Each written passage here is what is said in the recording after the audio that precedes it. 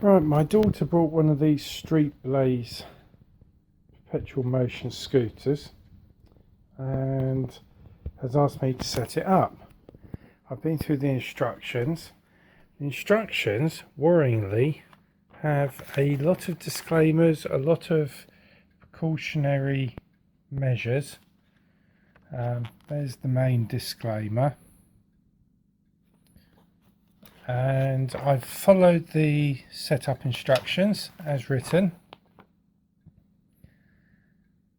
and I've got to say, as a 44-year-old engineer, I'm struggling to see how this can possibly be safe. For starters, just looking at the unit, the braking mechanism is loose. It wobbles badly. The spring on the braking mechanism, I'm hoping you can see, is twisted and contorted, and I don't believe is very safe.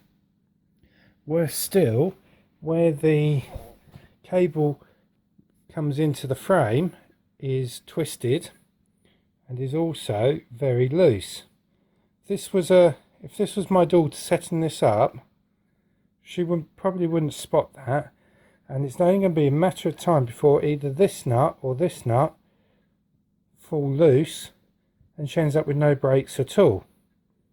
Not that I'm convinced with this that they'll be that effective in the first place. Moving down to the foot pads, these are simply held on by a couple of screws, and they look and feel like very cheap plastic to me. Okay, so we're going to set up this Street Blaze. So the instructions say we lift the handlebars, that brings these legs into line, and then we simply push and screw. So 1, 2, 3, 4, 5, 6, 7 and a bit turns for that side. This side, I'm having trouble locating the hole, and once I do locate the hole, which is there, you can see I'm struggling to get it right. It's just taken, so it's 1, 2, just over 2 screws. Now the issue I have here is there's a big gap down here, which hopefully the camera can zoom in on, and yet there's no gap at all down here. So I suspect that's not properly secured, and therefore I'm not going to let my daughter ride it.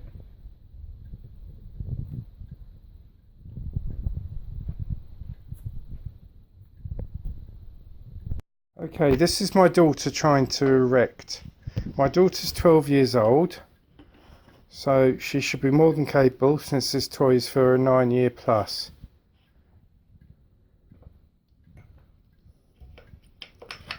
So she's erected as shown in the manual.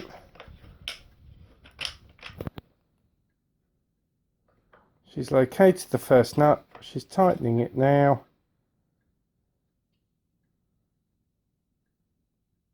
Job done. Now she's going to move around to the other side, and we're going to try and